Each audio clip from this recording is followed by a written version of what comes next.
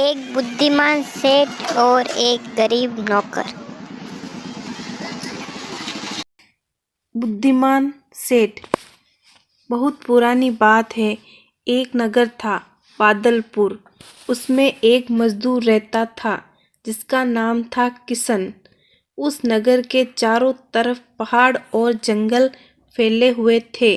जंगलों में रहने वाले डाकू अक्सर रात के वक्त नगर पर हमला बोल देते थे। नगरवासियों के पास जो कुछ भी होता था, डाकू वे सब कुछ छीनकर ले जाते थे। पूरा बादलपुर उन डाकुओं की वजह से बड़ा परेशान था। एक बार की बात है, एक बड़ा अमीर सेठ उस नगर में आया।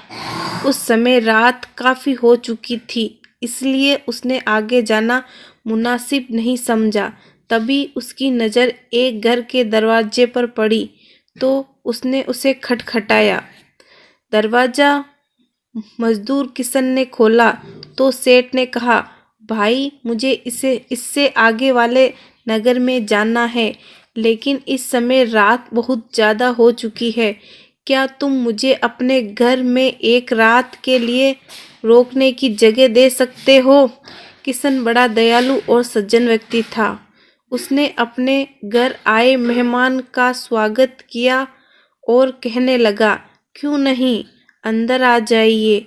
अब आप इसे अपना ही घर समझिए।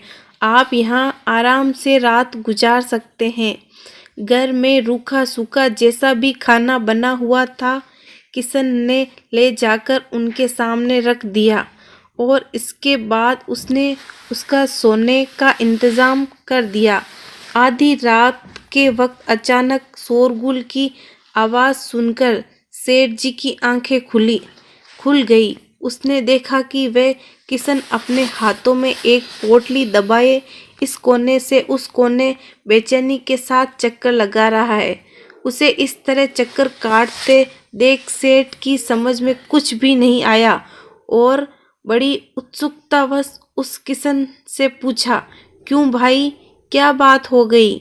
सेठ जी, गांव पर डाकुओं ने हमला बोल दिया है।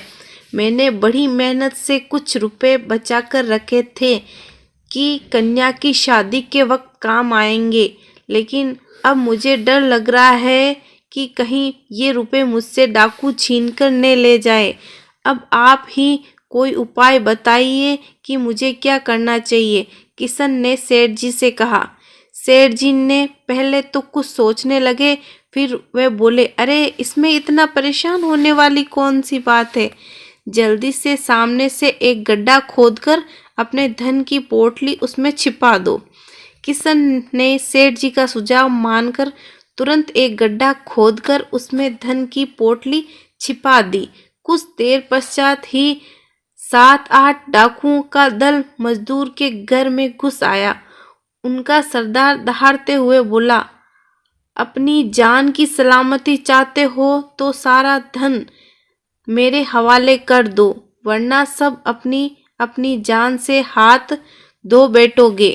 किशन अपने घर की पूरी हालात गिड़गिड़ाते हुए बताने लगा तो सरदार ने तुरंत अपने आदमियों को आदेश दिया कि वे लोग मजदूर के घर की पूरी तलाशी ले। इससे पहले कि डाकू किशन के घर में तलाशी लेते, सेठ फौरन बोल पड़ा, आप लोग तलाशी क्यों ले रहे हो? मैं आपको बताता हूँ कि धन इसने कहाँ छिपा कर रखा है। इतना कहकर सेठ ने सामने की तरफ उंगली से इशारा करते हुए बताने लगा, आप लोग यहाँ से इस जमीन को खोदकर देखें। डाकुओं ने वह जगह खोद डाली। कुछ देर पश्चात डाकुओं के हाथ वह पोटली लग गई जिसमें धन था। उन्होंने वह पोटली बाहर निकाल ली जिसमें धन था। उसके बाद उन्हें मजदूर को भला बुरा कहना शुरू कर दिया और सारे डाकू बाहर निकल गए। इधर मजदूर को सेठ के ऊपर संदेह होने लगा। वह सोच रहा था कि हो न हो ये सेठ जरूर डाकुओं का ही आदमी है, तभी तो उसने मुझे खुद ही पहले धन छिपाने में दबाने के लिए कहा और फिर उससे डाकुओं को इसका पता भी बता दिया। ये मेरे घर में किसी साजिश के तहत ही घुसकर आए था। मजदूर ने जब ये देखा कि वह सेठ डाकुओं के साथ नहीं गया तो उसे हैरानी हुई। डाकुओं के चले जाने के पश्चात मजदूर ने अपने घर का दरवाजा बंद कर दिया और सेठ जी के पास बैठकर बड़े गुस्से में काफी देर तक भला बुरा कहता रहा। सेठ उसकी बात सुनकर मुस्कुराता रहा। जब किशन काफी भला बुरा कह चुका था तो अपने आप ही खामोश होकर बैठ गया। अब सेठ ने नम्रतापूर्ण किशन से कहा, भाई अब तुम मेरी बात शांतिपूर्ण सुन लो। दरअसल मैंने डाकुओं को तुम्हारे धन का पता बताकर तुम्हारे साथ अपने आप को भी भारी नुकसान से बचाया है। तुम नहीं जानते, अगर डाकू तुम्हारे घर की तलाशी लेते तो उनके हाथ हमारे साथ साथ मेरे धन की पोटली भी लग जाती, जिसमें मेरा बहुत सा धन और जेवर थे, जिन्हें बेचने के लिए और रुपए कमाने के लिए मैं दूसरे शहर में जा रहा हूँ।